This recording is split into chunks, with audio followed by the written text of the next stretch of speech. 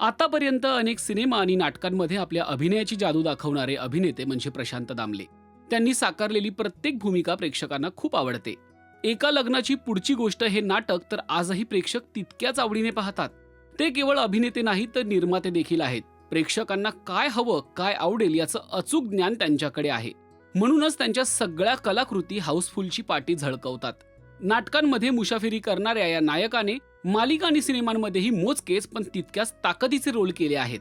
अनेक दिग्गजांनी त्यांच्या कामाचं भरभरून कौतुक केलंय. रंगभूमीवर तर विक्रमी प्रयोग करणाऱ्या नटांमध्ये सर्वात अग्रस्थानी प्रशांत दामले हे नाव आहे. असं असतानाही ज्येष्ठ अभिनेते अशोक सराफ म्हणजेच आपल्या अशोक मामांकडून एक कौतुकाची थाप मिळवायला त्यांना 18 सिनेमे करावे लागले होते. याबद्दल महाराष्ट्र टाइम्सला दिलेल्या मुलाखतीत त्यांनी सांगितलं आहे. प्रशांत दामले म्हणाले की अशोक सराफ यांनी मला आयुष्यात कधी काही शिकवलं नाही, पण माझ्या 18व्या सिनेमाला त्यांनी मला सांगितलं की हा सिनेमा तू चांगला केलायस.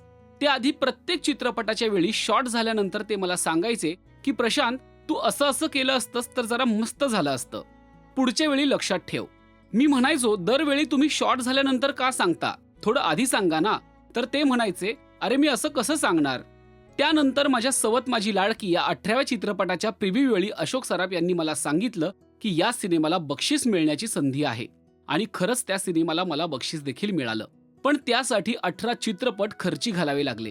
त्यावेळी अशोक सराफ यांनी मला सांगितलं की आता यापुढे तुला कधीच सांगावं लागणार नाही, आता तुला चांगली समज आली आहे, असं दामले म्हणाले. यासोबतच असे चांगले सहकलाकार मला भेटले हे माझं नशीब आहे, असंही दामले यांनी सांगितलं. याच मुलाखतीदरम्यान दिवंगत अभिनेते सतीश तारे यांच्याबद्दल देखील प्रशांत दामले भरभरून बोलले. दामले आणि सतीश तारे यांनी जादू तेरी नजर या नाटकात एकत्र काम केलं होतं. दामले म्हणाले की सतीश तारे सारखा जिभेनं आणि शरीरानं लवचिक असणारा माणूस मी कधीच बघितला नाही. त्याची बुद्धी इतकी तल्लख होती की तो कधीच अडखळला नाही. तो एक दिवस एका विंग मधून दुसऱ्या विंग मध्ये सापासारखा सरपटत गेला होता. माझ्या आयुष्यातले 2 कलाकार जे चॅलेंजिंग आहेत ते म्हणजे वंदना गुप्ते आणि सतीश तारे.